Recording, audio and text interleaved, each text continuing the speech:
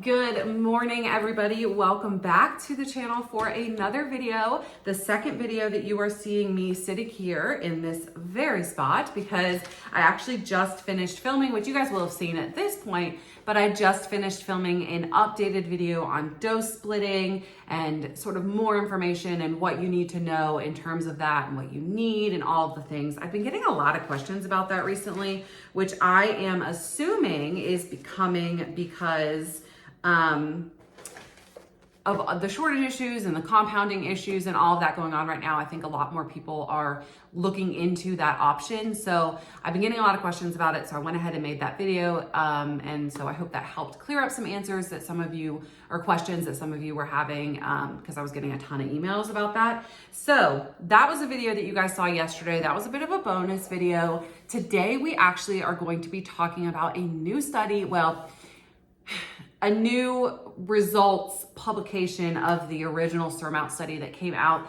last week. I actually haven't seen anybody touch on this topic yet in the YouTube content creator GLP-1 world. And so I'm pretty excited to share this information with you guys because I think it's really interesting and just more proof on what Mounjaro, Zepbound, tirzepatide can do for so many people in the world. So this study is actually an extension of the original Surmount study. So the original Surmount study is the one that was sort of done on the safety, effectiveness, longevity of tirzepatide in terms of diabetes and treating diabetes, type 2 diabetes, and in terms of treating overweight, obese individuals. So the original phase 1 Surmount study results were the things that we saw, back in 2022, and that was the effectiveness on tirzepatide in terms of diabetes. And then phase 2, we started to see how the medicine performed in terms of weight loss. Once all of these doctors started seeing how effective it was for weight loss, then they added this sort of new study and they started publishing results in terms of that and weight loss specifically. And then this phase 3 study is actually the longest running study that they've done so far, obviously, because the study has just continued. This one was 176 weeks of active participation. So actively people taking the medicine. And the results were actually just published August 20th of 2024. So just last week. And these ones are actually really interesting. So like I mentioned, I have a whole page of notes here to talk about. So if you see me looking down, that is why. But yeah, so this one is an extension of the other two phases, looking more at, though, the safety of long-term use of tirzepatide. That seems to be something that you see a lot lately coming up in the news with people, or just not even in the news, just like random commenters talking about, how safe are these medicines long-term? What kind of long-term side effects are these medications going to produce? And so this study looks specifically at that, as well as the effectiveness of preventing the development of diabetes, which I think is awesome. So this is pretty cool. The study showed that those on the weekly injections of either 5, 10, or 15 milligrams, which I think is interesting because it doesn't include the median doses, so the 7.5 milligram or the 12.5 milligram, which is quite interesting. But those on the weekly injections of 5, 10, or 15 reduce the risk of progression to type 2 diabetes by 94%. 94%.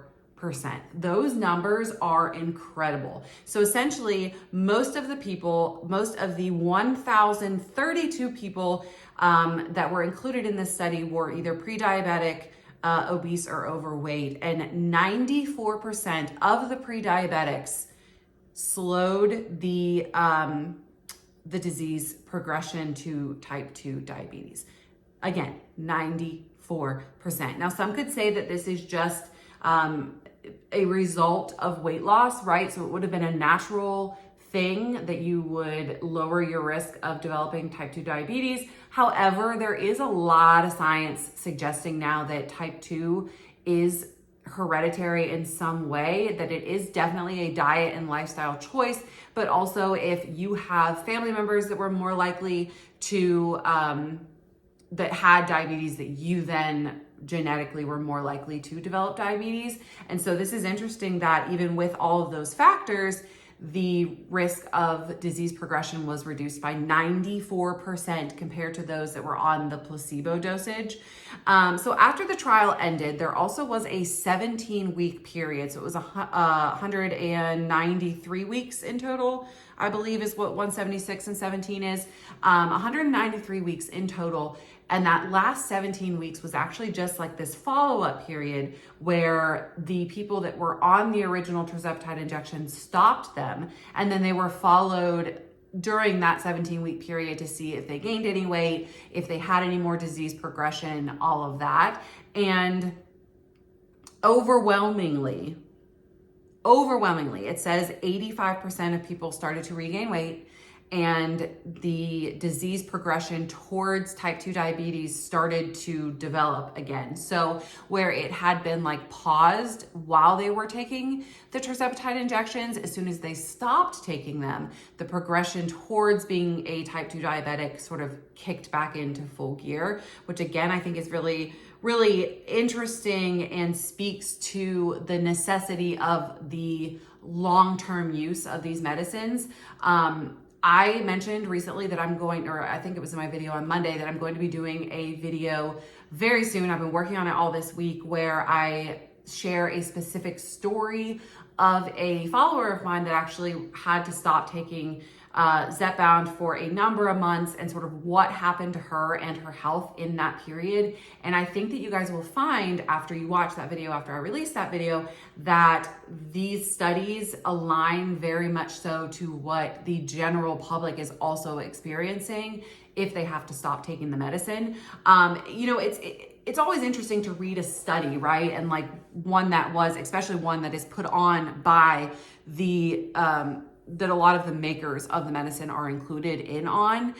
It's interesting because you just don't, I mean, it's great information. We love to see it, but we also obviously really like to see real life experiences and how people that we actually can relate to have fared in this process. And that's why I think that content creators and influencers in this genre, in this niche, are so important, because you do then get the true real life experiences that go along with the studies. And so when you can put all of that together, it's sort of much more beneficial to our brains, I think, to be able to say, this is what the big time pharmaceutical people are saying will happen, and this is what is actually happening. And if those two things meet and are the same, then that just, I think, eases everybody's minds and makes everybody feel better. So again, the results are that maintenance is a very safe thing to continue doing. I have not come across,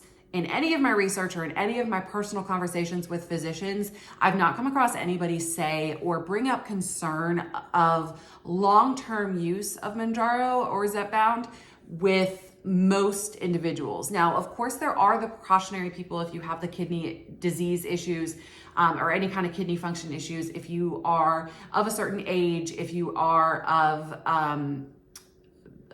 thyroid issues, couldn't think of the word, then obviously you may, be one of those more rare instances that can develop long-term side effects.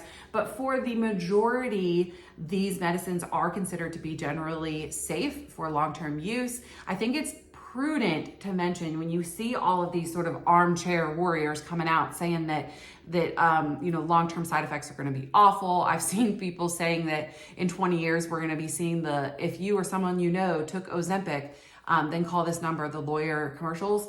I think that it is really important to remember that this class of medicines, these GLP-1 medicines, are not new.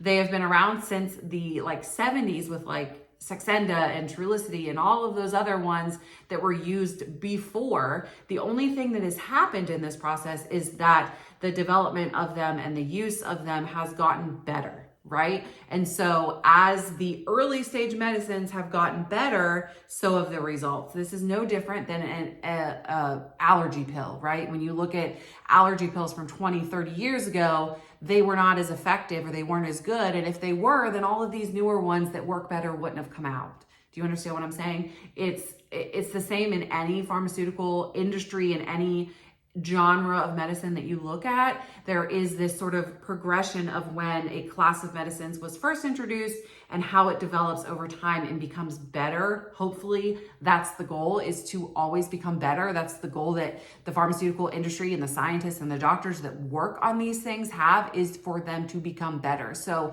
I just think that it's always prudent to remember that these are not new medicines, that the development of them has improved, and that there is statistical long-term data of the earliest forms of these medicines, which in theory should be worse than the current forms.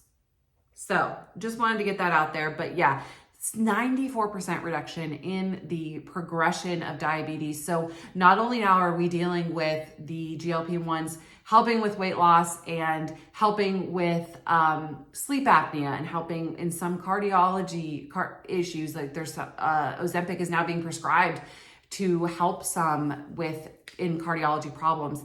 We also are having the people that are having less strokes. I mean, so many things that this class of medicine is helping and addressing, and this is just another one on the study. Now, it did say that the study is going to be continued, and I think that that is pretty interesting, and I think that they should continue it for as long as possible as it takes to ease the minds of people. But this is just another positive result in the long list of positive things that Zepbound, tirzepatide, Mounjaro has been able to do for the general public. Now, if we could only get the price down, that would be great as well. But yeah, you guys know that I love to talk about new things that come out like this, because I love Mounjaro, I love Zepbound, I love Eli Lilly for developing this amazing life-changing drug. I just want them to make it more accessible for everybody. And yeah, so thank you guys so much for watching this video. I hope you learned something. I hope you enjoyed, and I will see you later in the week. I really hope to get out the video with the follower. I hope to kind of finish that up. I'm kind of making notes about what I want to talk about throughout that video, and so that I can have a generalized outline of what I want to say. So hopefully I can get that done within the next couple of days, and you guys will see that video on Friday. So thank you guys so much for watching, and I will see you then. Have a great day, guys. Bye.